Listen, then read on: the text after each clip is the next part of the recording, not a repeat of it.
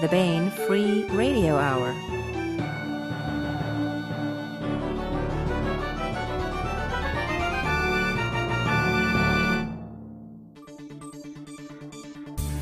On the podcast, Captain Morgan on a rampage through time and liquor cabinets, tough guy magic users, and a crazy Viking advice columnist.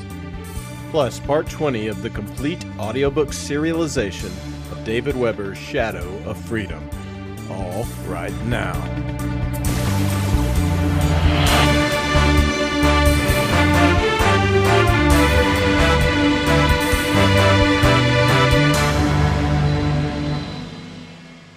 Welcome to the Baen Free Radio Hour podcast. It's an honor to have you along.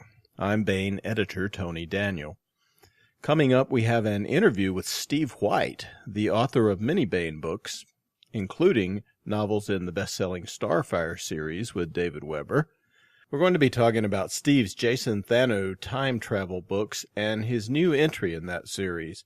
It's called Pirates of the Timestream. It's new this month at booksellers. And, of course, we continue with our complete audiobook serialization of David Weber's Shadow of Freedom. But first, Baen Associate Editor Laura Haywood Corey joins me for the news. It's a hot and sticky August in the northern hemisphere of planet Earth, but some very cool new Baen titles debut this month to cool you off, or warm you up if you're down under. Whatever the metaphor is. In hardcover, we've got Book 3 in the Grimnor Chronicles, Warbound by Larry Correia, who is also the creator of the Monster Hunter series, of course. The Grimnor Chronicles is a great series set in an alternative 1930s America where magic works and a hard-bitten PI has to deal with magic-using baddies. What else we got, Laura, this month? Also new in August is Pirates of the Timestream by Steve White. This is the third book in the Jason Thanou Time Travel series. Now you say Thanou. Mm-hmm. I say Thanou. What does Steve say? What does Steve say? Yes, well, we'll find out shortly because he'll be up next. Excellent. This one follows Sunset of the Gods and Blood of the Heroes, and in this one we've got evil aliens masquerading as gods who meet Captain Morgan, the Pirate of the Caribbean. The cover is by Don Mates, the artist who did the original Captain Morgan rum poster. Yeah, and it's cool, and this one depicts a female pirate, which they did exist in the 1660s, which is when the book is set, and she's also a voodoo priestess. And she comes into the story in a big way. Zenobia is her name. Anyway, we will talk with Steve shortly about that. Hey, we also have a great short story collection from Michael Z. Williamson just out. It's called Tour of Duty. Yeah, that's the one that's subtitled Stories and Provocations, right? Yeah. So what's the provocation part about? Well, this is some excellent nonfiction by Mike that takes up part of the book. Some of it is humorous. He has these Viking advice columns. He's Crazy Einar, the Viking advice guy. And some is very serious and outspoken about a few things. It's really good stuff. Well, you can find links to all of the new August books at the Baen.com website. Go ye there and be amazed. Are you amazed, Laura? I'm amazed. We'll all be amazed. With me today is Baen editor emeritus Hank Davis, and we want to welcome Steve White to the podcast. Hi, Steve. Hi, Hank. Hi, Steve. Good to hear from you. Steve White is the author of a somewhat astounding 18 novels with Baen books. I'm looking at a giant stack of them sitting here on the podcast table.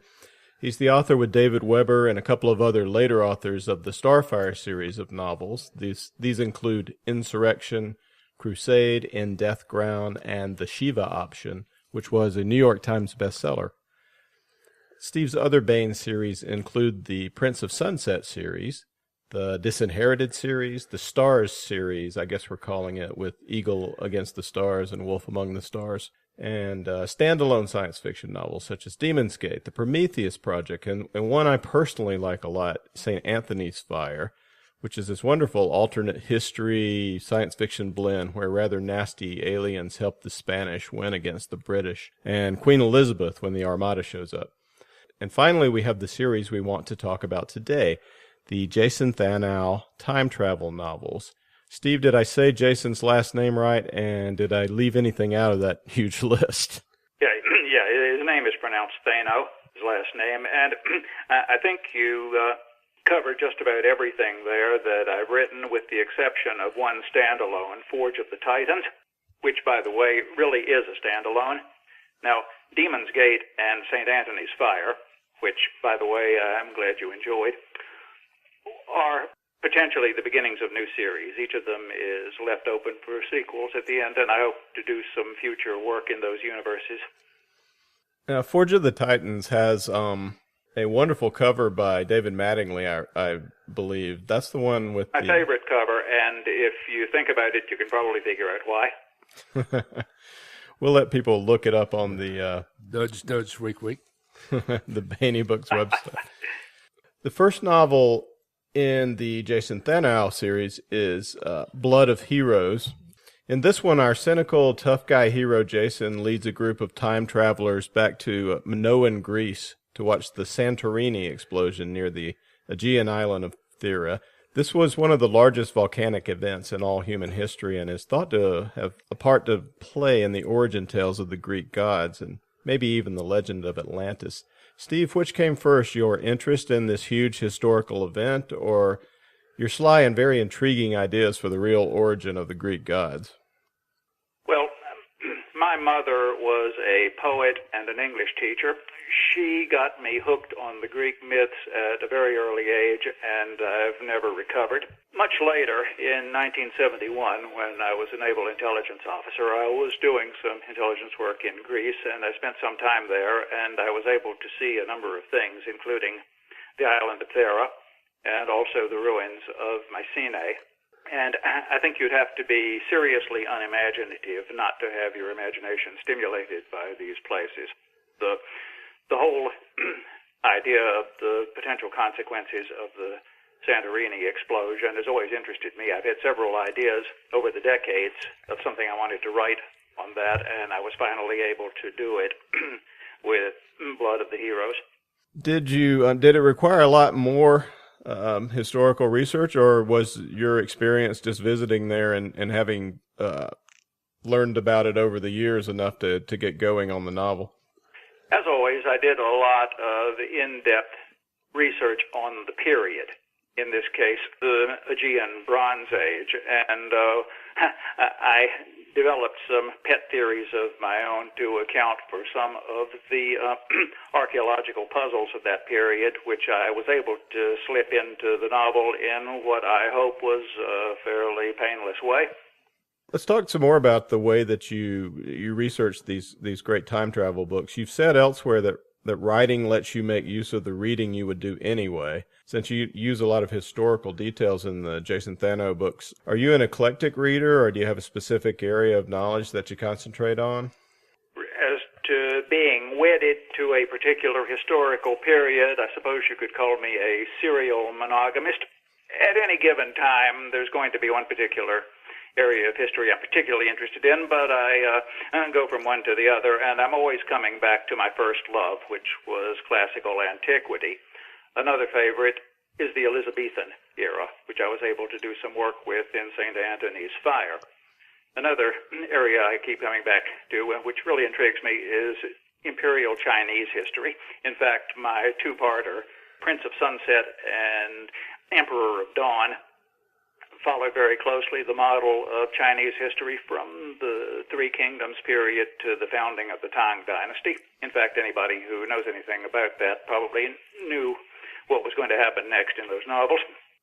Now, we really get into the historical details with Sunset of the Gods, the second Jason Thanou book. And we also run into a very evil human or part human enemy that is some ways worse than the Teloi, who are the bad guys in Blood of Heroes. The Teloi are merely insane. The transhumans are really, really bad. Let's talk the Teloi first, if I'm saying that correctly. The idea that the gods were aliens is found in a lot of science fiction stories through the decades. What led you to take up this hoary tradition? As Richard Nixon used to say, let me make one thing perfectly clear. I don't personally believe in any of these ancient astronaut gods in flying saucers theories. If you want to know my real feelings on these theories, read Wolf Among the Stars, in which I wax fairly sarcastic on the subject. But as far as that goes, I also don't believe in the possibility of time travel. But it's such a wonderful historical device, it seems a shame to give it up just because it's impossible. And the same goes for the extraterrestrial origin of some of the pantheons of gods in the past. It's just simply a lot of fun, and I think it can be used as a very entertaining fictional device as long as we don't take it too seriously. Well, I think you breathe new life into the gods as alien trope with these books. There's some really interesting twists on it that you deliver. Now, the transhumanists, Jason's other nemesis, they have a part in human history just prior to Jason, and are the reason for some of the limitations that time travelers have. They can't take an interior device that would allow them to know the language, for instance. You can't take an iPad back in time with you. Can you tell us some of the temporal rules? Tell us about the transhumanists first. Well, the transhumanists controlled Earth the century before Jason's period. Jason, by the way, lives in the late 24th century. The transhumanists had an ideology which called for the use of genetic engineering and cybernetic enhancement and direct neural interfacing and nanotechnology and a lot of the possibilities that are beginning to emerge to consciously take the human race to what they consider the next stage of its evolution, namely gods and monsters. Basically, a lot of subservient, highly specialized castes controlled by an elite of genetically enhanced supermen. And these people controlled Earth for about 3 generations. Now, as a result of this madness, the society that Jason lives in has backlashed into something very different. Jason's society is a very cautious and conservative one about technological overreaching. My historical model here is the way Europe rebounded from the religious fanaticism of the religious wars of the 1600s to the mannered ancien regime of the 1700s. So Jason works for an outfit called the Temporal Regulatory Authority, which has exclusive jurisdiction of all legal time travel. And this is an extremely hidebound bureaucracy, very typical of Jason's society, and it's run at the top level by a bunch of real ivory tower academics. And this always leads to some fireworks when it comes to Jason's interactions with his superiors. Yeah, Jason does not like bureaucrats. Does not. Some of the, when you talk about the transhumanist, when the transhumanists appear in the novels, there seems to be a particular vitriol aimed at them that seems almost authorial. Do you have any particular ideas about eugenics and that you're communicating there, or is it just the? Well, as anybody who's read much of my work can probably guess, my particular feeling is that most of the really bad stuff in the world is caused by totalitarian ideology at the service of the power junkie mentality. And on the basis of the history of the last 100 years, I think I can make a pretty good case for that position. And what I have the transhumanists doing is linking this with a lot of potentially dangerous developments that we're beginning to see now, and rejecting the idea of any controls over them. Essentially, it's runaway technology at the service of coercive utopianism. And to answer your question, yes, I do consider this potentially very scary. Well, it certainly comes across. Can you explain in the books some of the temporal rules? They're fun and they really play into the story. In fact, the stories sort of turn on the temporal rules. Why can't Jason go back and shoot Hitler, for instance? And tell us about those message drops. And why can't he take a car back in time, etc.? The reason Jason can't go back and shoot Hitler is because history, the history which has eventuated in Jason's own society and Jason himself, says Hitler wasn't shot. This goes to a very crucial premise of this series, and that is that there are no paradoxes. Reality protects itself. If Jason went back to pre-World War I Vienna and tried to shoot Hitler, the gun would jam, or he would think he had shot Hitler, but he'd find out later that he had shot a different little tramp by mistake. Or, and this is the real reason why Jason and company don't do this sort of thing, another possibility is that while he was drawing a bead on Hitler, one of those early automobiles they were using at the time would run him over. So you see, the harder you push against reality, the harder reality pushes back. This is called the observer effect. Observed history cannot be changed. The past can be changed. So the closer you get to something that's a historical record, the more dangerous it is, in other words. There can be tragic consequences, and in fact this happens in the latest novel in the series, which has yet to appear, Ghosts of Time. Jason tries to fight the observer effect and learns or relearns that it cannot be fought.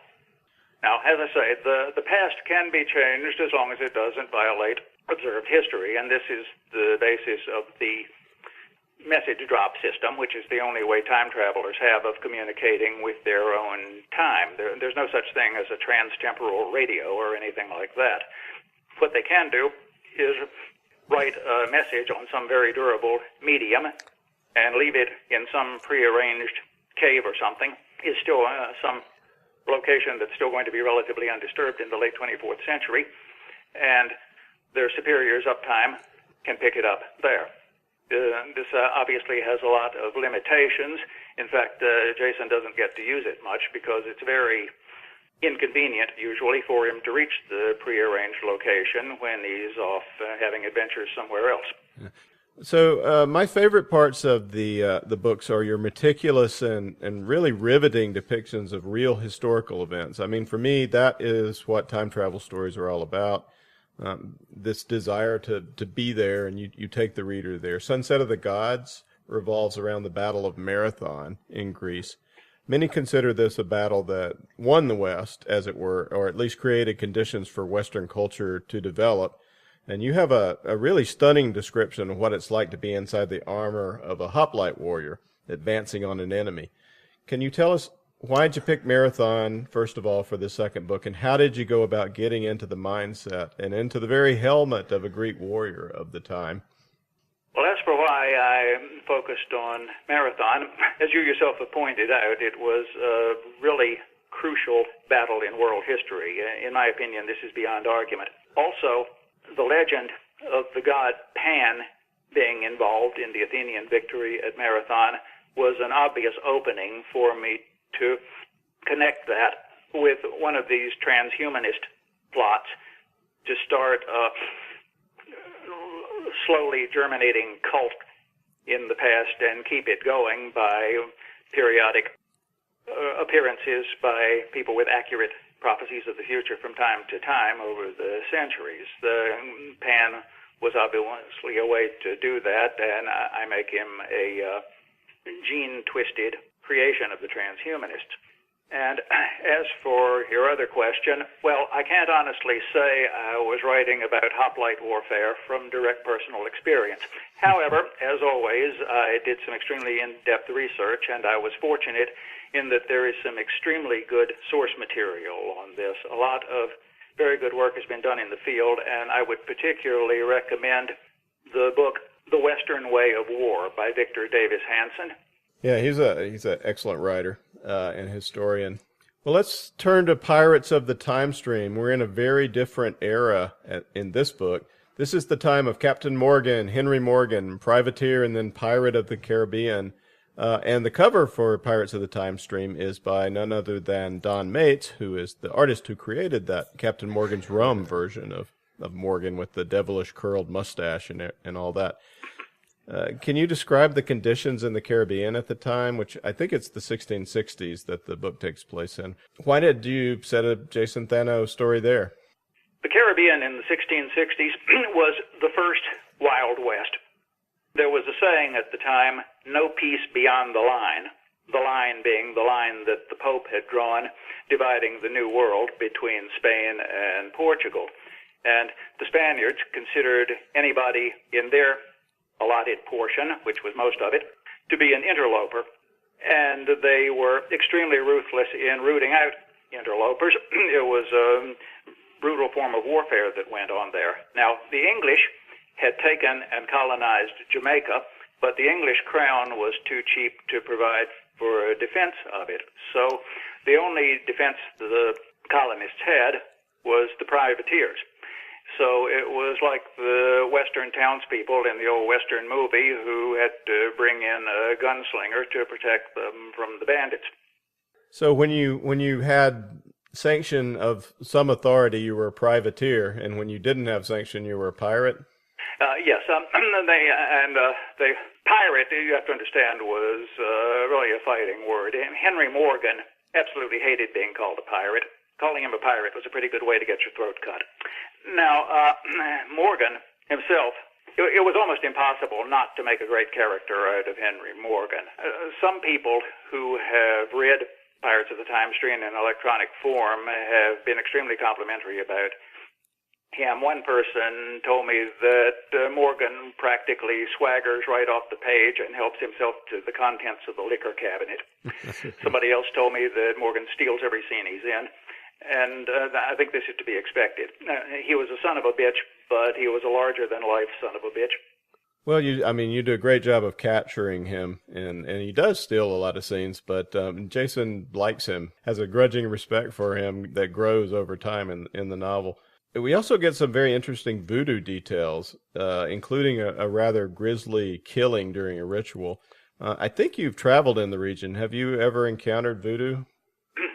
Not directly. I've never been to Haiti. I've been to the Dominican Republic, where there is one of the different versions of the Afro-Caribbean syncretic religions in business, but I never directly encountered it. I did encounter some Jamaican folkways when I was in Jamaica, and actually I'm a lot more familiar with Jamaica, but I had to do research on this, and as I think I pointed out in my author's note, I was very much indebted to the book Tell My Horse by Zora Neale Hurston. This is a brilliant book. Hurston is an African-American woman in the early 20th century. She wrote novels and also anthropological works, and you have to understand, it was fairly unusual for an African-American woman to get published at all in the early 20th century. But I'm glad to say that she apparently is undergoing a rediscovery now. Also, we meet up with Jason's old nemesis, the transhumanists, and also the Teloi are back to cause trouble. You give a really cool depiction of a transhumanist who comes over to our side, as it were, the human side. How would you describe Zenobia? In a word, Zenobia is formidable. She has a lot of the artificial advantages that the transhumanists give their agents through genetic enhancement and bionic implants and so forth, but she goes renegade with them and sets herself up to do them as much dirt as she can. She also has very little use for Jason's culture. She's very much a lone wolf. It's because of a personal connection she makes, a personal affection she forms in the course of the novel, that she ends up becoming at least an ally of Jason's. And well, I don't want to go into Ghosts of Time, which hasn't come out yet, but she does reappear in that and becomes reconnected with Jason in a very significant way, which is going to be developed in the subsequent novels. Yeah. She's the one on the cover, isn't she? I can only assume so. She certainly looks like a visualized her as being somewhat darker than that, but still it's a great cover. I really couldn't be happier with that cover, nor with the cover to Sunset of the Gods. I've gotten lots of compliments on that one. That's a Kurt Miller cover, I believe. It's also very beautiful. Well, next up for Jason and crew is the American Civil War, as you mentioned, Ghosts of Times. What can you tell us about that? Well, of course, the American Civil War is a little closer to home for me than classical antiquity or even the 17th century Caribbean. In fact, I have Confederate ancestors. As I think I mentioned in the author's note to Ghosts of Time, I was born in Virginia in 1946 and therefore grew up picturing God as a slightly imperfect version of Robert E. Lee. I've always been very interested in the period, and particularly in the final phases of the war, the fall of Richmond in particular. You can walk around Richmond today and visualize what happened, which was pretty serious stuff. And here again, I was inspired by a recent book, which I would strongly recommend, entitled April 1865 by J. Winnick. It's one of the best pieces of popular history I've read in quite a long time, and it brings a whole new perspective to bear on the conclusion that in that month, April 1865, of the Civil War. And he is particularly good at pointing out that the way the Civil War concluded was not foreordained. It was not inevitable, and any number of things could have happened, and almost without exception, the other possible outcomes would have been horrible. It brings home the harshness of the period, but it also brings home the fact that there were some extremely intelligent and well-intentioned people at work, and they were able to prevent the post-war development of America into a kind of Bosnia writ large. Now, you live among the remnants of the Civil War. You live in Virginia, do you not? Yes, I do. I myself live in Charlottesville, but I'm not too far from Fredericksburg, which before Verdun in World War I was probably one of the most fought-over places on planet Earth. And I'm also close to Richmond, which, as I say, is very much worth the visit if you have any interest whatsoever in the Civil War. Well, I imagine you might have seen some of those ghosts over, or at least imagine them. What we're talking about now, though, is Pirates of the Timestream, Book 3 in the Jason Thanou Time Travel series by Steve White. Steve, thank you so much for being with us today. Thank you. I've enjoyed it. And now we continue with our complete audiobook serialization of David Weber's Shadow of Freedom. This portion of Shadow of Freedom is provided by Audible.com. Get the complete audiobook at Audible.com now. If you're not a subscriber, you can get the entire audiobook free or choose from more than 100,000 other titles, including many Baen titles, when you try Audible free for 30 days. Okay, here's what has gone before.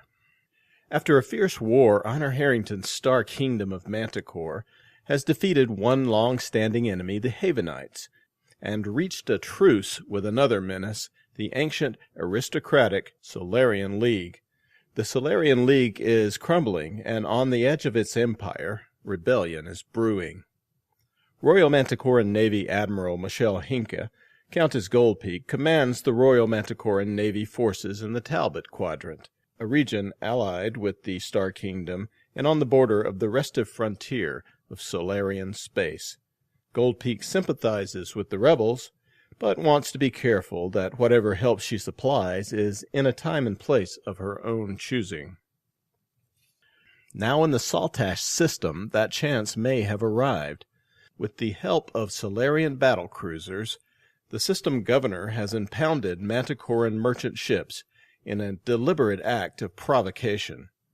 Royal Manticoran Navy Commodore Jacob Zavala and his destroyer squadron have arrived in system to release the merchantmen from illegal Sali confinement.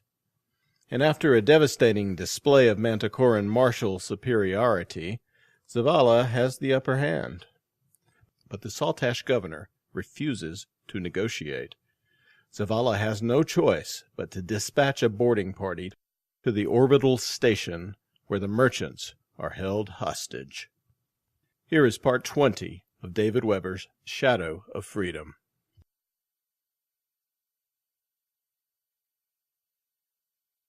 Chapter 14. Captain Valentine McNaughton of the Saltash Space Service scowled in irritation as the distinctive signal of a private comm request chimed in his earbug. In Captain McNaughton's opinion, this wasn't the best imaginable time for a friend to be calming him. Not with the entire star system going rapidly to hell and 5 Manticoran light cruisers decelerating steadily towards the space station for which he was ostensibly responsible. He kept his eyes on the display in front of him, ignoring the signal, while he wondered what the hell Governor Duenas thought he was doing. McNaughton had been as stunned as anyone by the almost casual obliteration of Vice Admiral Dobroskaya's battlecruisers, but that lent a certain emphasis, a lot of emphasis actually, to his present concerns. Although Shona Station's megaton mass dwarfed any battlecruiser ever built, it was also far more fragile and stuffed full of civilians, not just people in uniform. It seemed self-evident to that station's CO that keeping ships which could shred battlecruisers from doing the same thing to Shona would be a good idea, yet he was beginning to think he was the only person in the entire star system that thought had occurred to. "Duenas, you miserable asshole," he thought scathingly. "You don't have a friggin' clue, do you? I really don't want to see what you screw up for an encore, but I've got a nasty feeling I'm going to. Jesus, Mary and Joseph, Grandpa, what did you think you were doing?" The question had all sorts of jagged personal edges at the moment, since Captain McNaughton's grandfather had been the president of McPhee, whose brainstorm had led to the Office of Frontier Security's being invited into Saltash in the first place. The old man had lived to regret it, but by and large, McNaughton didn't see where he'd had a lot of choice. Saltashians prided themselves on their stubbornness, and they'd been all set to reprise Old Earth's final war on Cinnamon, even though the stubbornest had to admit their original quarrel had arisen out of an almost trivial dispute over fishing rights, of all damned things. Well, McNaughton's grandmother had always claimed that no one else in the entire anti-diaspora history of the human race had been able to hold a grudge, cherish a feud, or cling to a lost cause like the Scots. Except, perhaps, she added thoughtfully, the Irish.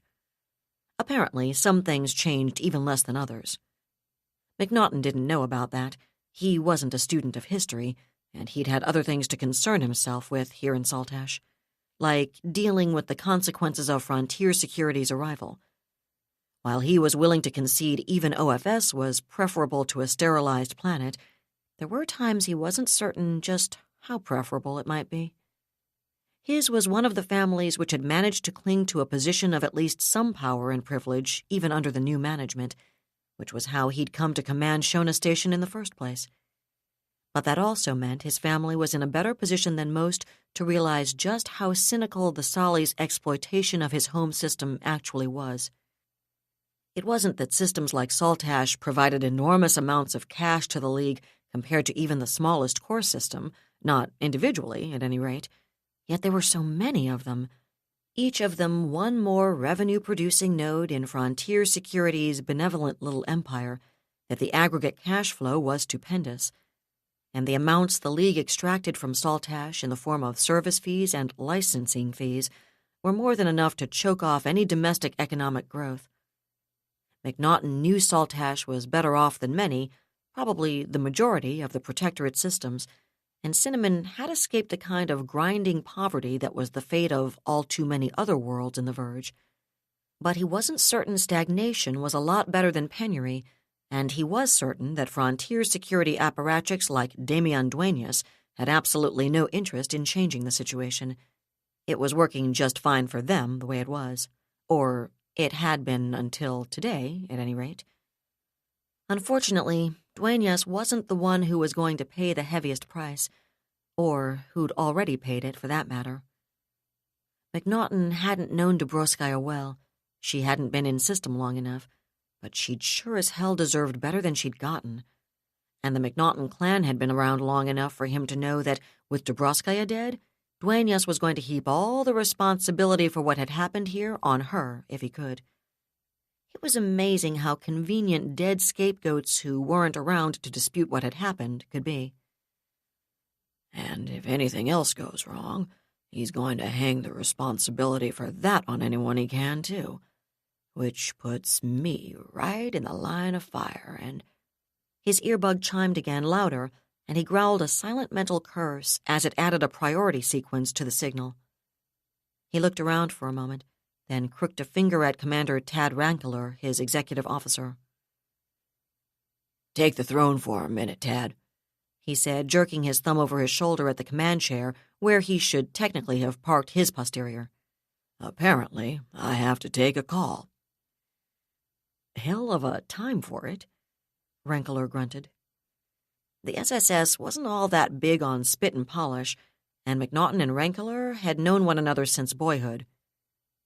"Tell Mora I said hi." "It's not Mora," McNaughton said, hovering on the edge of a grin, despite the catastrophe looming its way towards them. He and Mora had been married for less than 6 local months, and Rankler had been his best man. "Sure it isn't." Rankler rolled his eyes. "Not her combination," McNaughton said, and Rankler's eyes stopped rolling and narrowed. "Who the hell else would calm you at a moment like this?"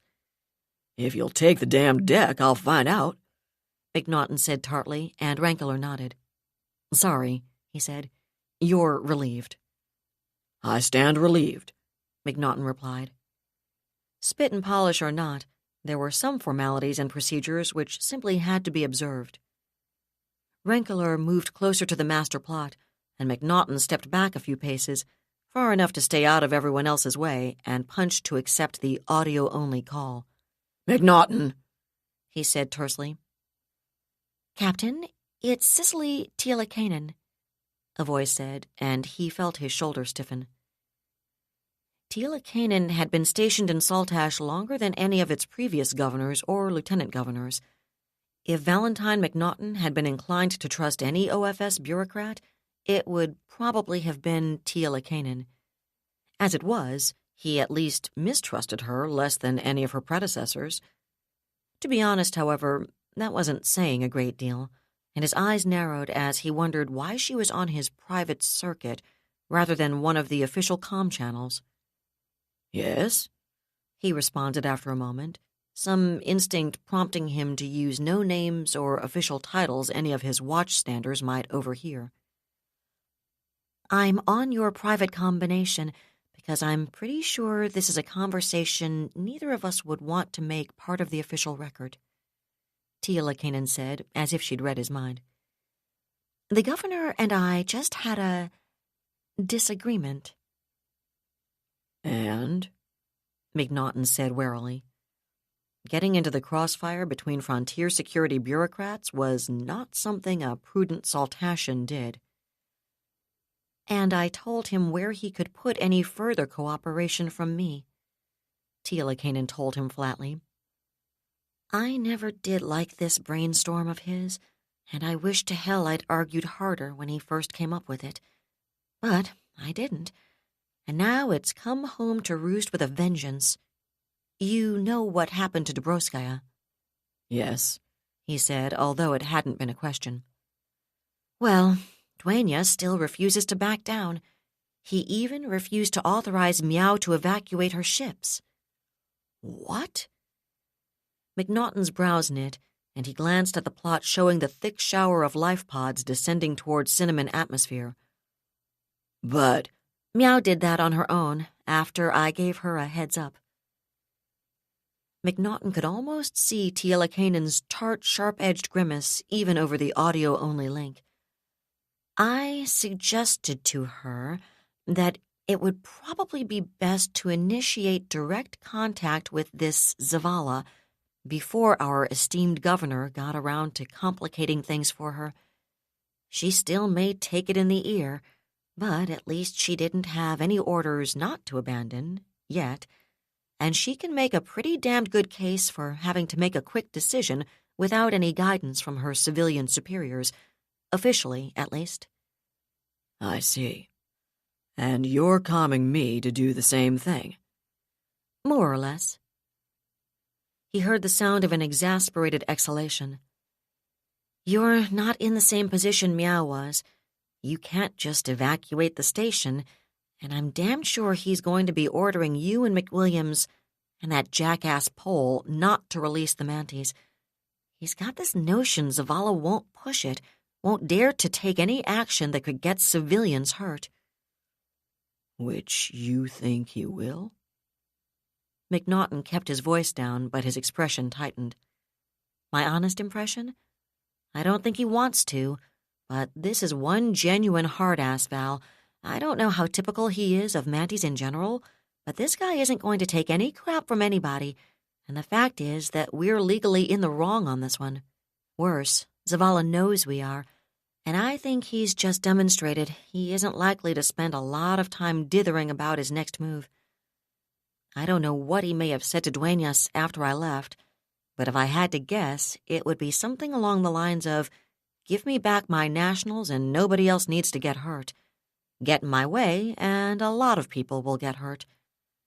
And since the nationals in question happen to be aboard your space station... Her voice trailed off in the verbal equivalent of a shrug, and McNaughton closed his eyes. Wonderful. This day just kept getting better and better. Well, I appreciate the information, sir, he said briskly, raising his voice just enough for anyone standing close enough to hear him to hear the honorific's gender. Unfortunately, I've got to get back to work now. Things are a little lively here, you know, and I probably need to keep the link open for official calls. I do know, and I'm sorry. Luck. Tila Kanan disconnected, and McNaughton drew a deep breath, then strode back over to Rankler. Get hold of Bridie, he said softly. I need her and McGeechan in my briefing room 10 minutes ago, and for God's sake, don't put it on the PA. I'll do that thing, Rankler agreed, looking less surprised than he might have, and McNaughton nodded and headed for the briefing room just off Shona Station's command deck. Lieutenant Commander Bridie McWilliams, the commander of the SSS police forces aboard the station, and Lieutenant Ardseed McGeechan, her second-in-command, arrived in McNaughton's briefing room in under 3 minutes. He wasn't really surprised. McWilliams was young, but he'd always known she was quick. She was also the sort who thought ahead, and she'd probably been waiting by her comm with her track shoes already sealed, anticipating his call. "You called, Skipper?" she said, as she and McGeechan stepped through the door and it closed behind them. I did indeed. He smiled bleakly. I think it's entirely possible things are about to get really ugly. Ugly? As in right here aboard the station? Or as in getting even uglier in general? McWilliams asked. Maybe both, but I'm more concerned about Shona than anything else.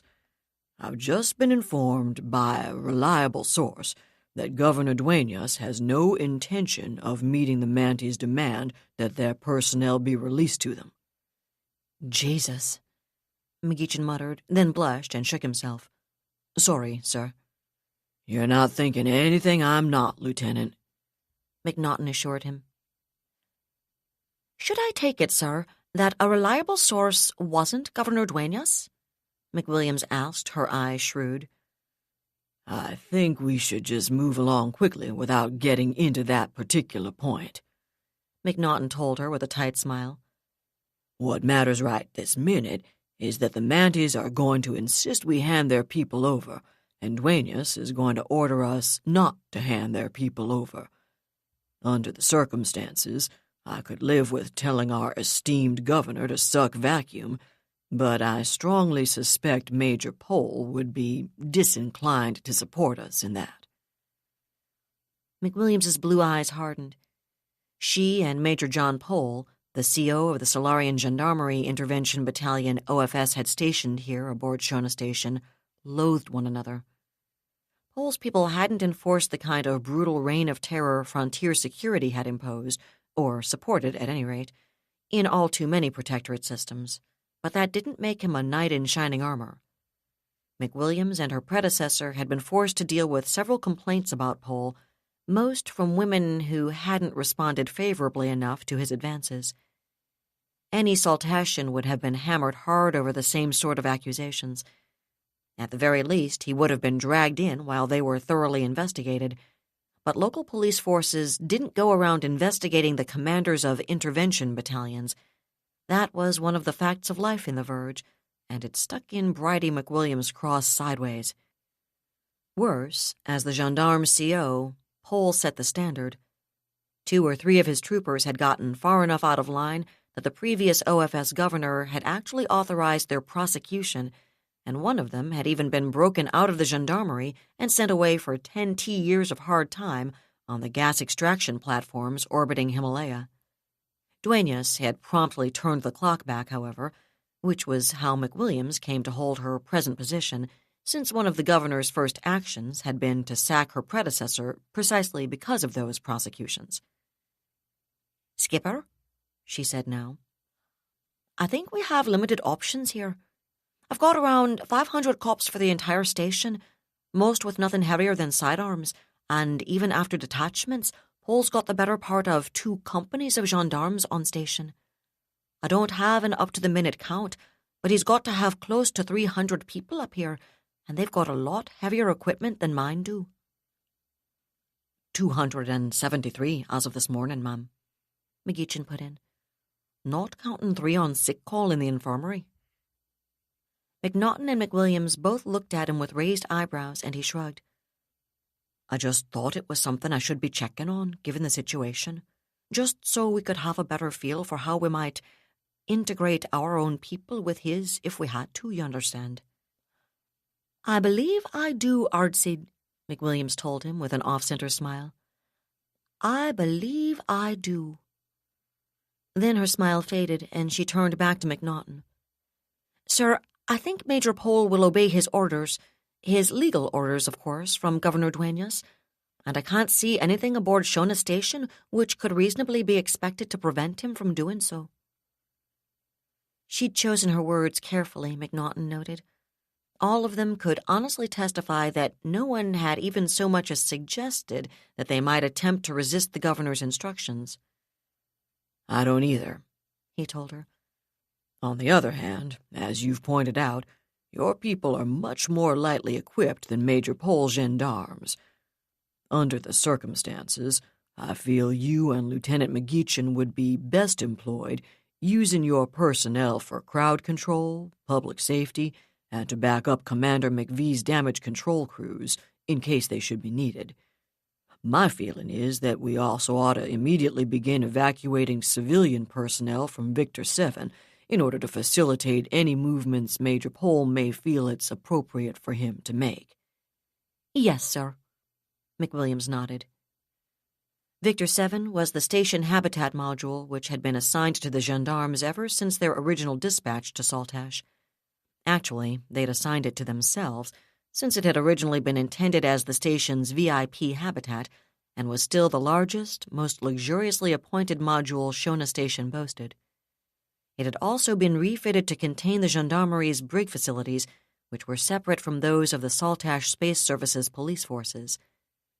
No one had been especially happy about the notion of confining the Manticore and Merchant spacers in Victor 7. The general feeling had been that Saltash was already on thin ice, and the gendarmerie was not famous for the consideration with which it treated individuals in its custody. Under the circumstances, however, McNaughton couldn't pretend he was unhappy to have them in Victor 7 because, aside from a few dozen service personnel with duty stations in the area, the only people in Victor 7 were going to be gendarmes and the Manties. "It's a pity," McNaughton continued, "that our own lack of personnel and equipment means your available manpower is going to be fully employed maintaining security throughout the rest of the station. But while we won't be able to reinforce or support the Major, I want every effort made to at least guarantee the integrity of the station in general and to ensure that he and his people are relieved of any responsibility which might distract them from Governor Dueñas's orders. I trust that's clear, Commander McWilliams?" "Yes, sir." McWilliams smiled thinly at him. "Lieutenant McGeechan and I will get right on that."